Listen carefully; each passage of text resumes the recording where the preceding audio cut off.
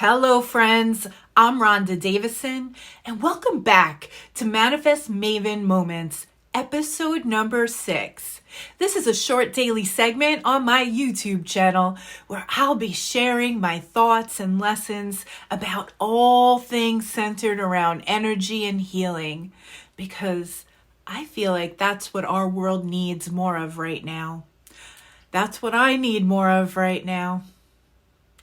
And if you would like to support me on this journey, subscribe, comment below, follow my socials. Let's be on this journey together. I want to know what topics you want to learn more about. And what is on my heart to share with you today is intended to raise awareness about racial and social equity by talking about it. Sharing unlearning and relearning opportunities and anti-racist calls to action, things that we can do together, and discuss healing. And this topic, I might make mistakes in sharing my thoughts.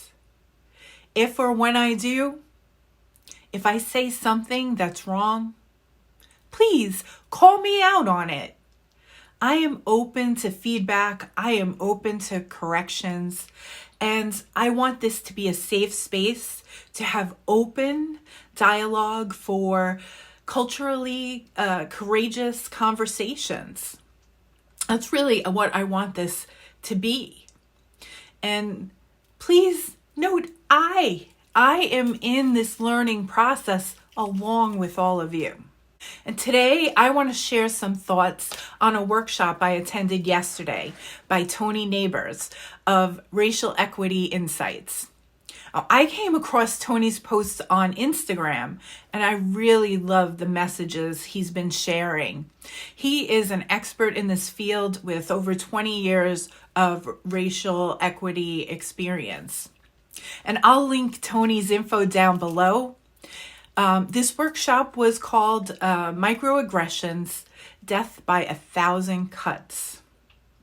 The takeaways from Tony's session yesterday, that being a secret ally is dangerous to marginalized people by allowing a safe space for offensive behavior to grow and to continue uninterrupted. Marginalized people should not be charged with the burden of fixing a broken system. Microaggressions are a casual degradation of a socially marginalized group.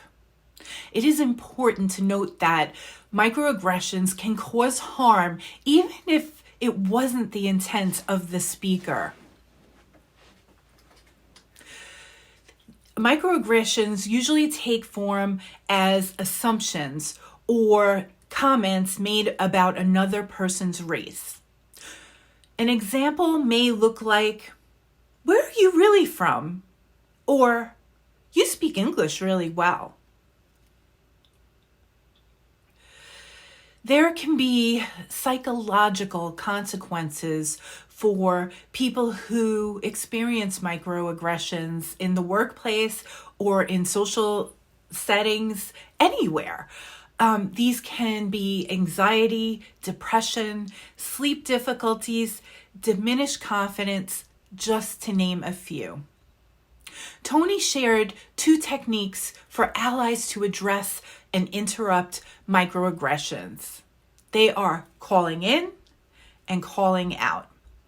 And calling in may be seen as a somewhat softer approach by addressing the situation in a private way.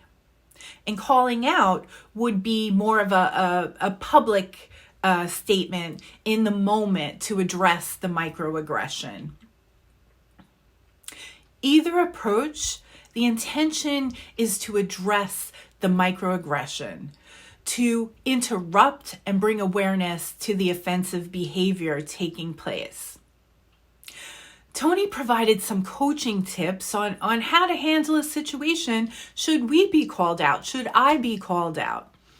He said, hear the person out, thank them for the feedback, and use it as a moment to learn and have open dialogue. Dig deeper. And remember, this is how we learn together. Tony had some reminders and next steps post the workshop. He reminded us being truly committed to racial equity means the willingness to address microaggressions. He suggested that we develop a community of mutual accountability and growth, and that a mindset should be about learning and how to become a more effective anti-racist, not shaming or blaming yourself or others. And finding a friend to role play and practice microaggression interruption strategies. These are a couple of things that we can do. Now, if you want to learn more about becoming a better anti-racist, follow Tony on Instagram.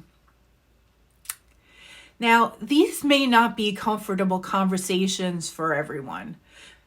And I have found that the most meaningful learning experiences have happen outside of the comfort zone. So who's with me in learning a better way? So right now I invite you, please take a deep breath.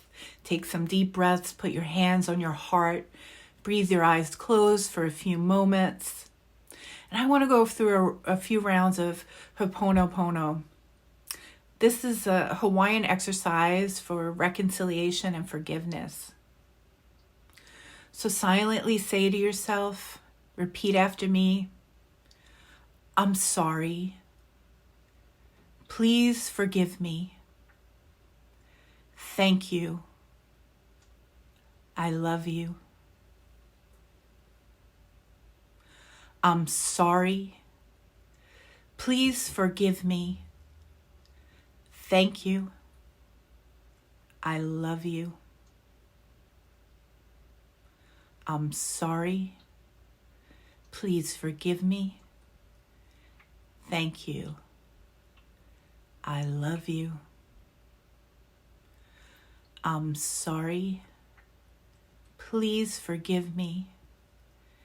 Thank you. I love you. I'm sorry. Please forgive me. Thank you. I love you. And so it is. So it is, my friends. So if you learned something new, or if you'd like to share something down in the comments below, do so. And I will see you later.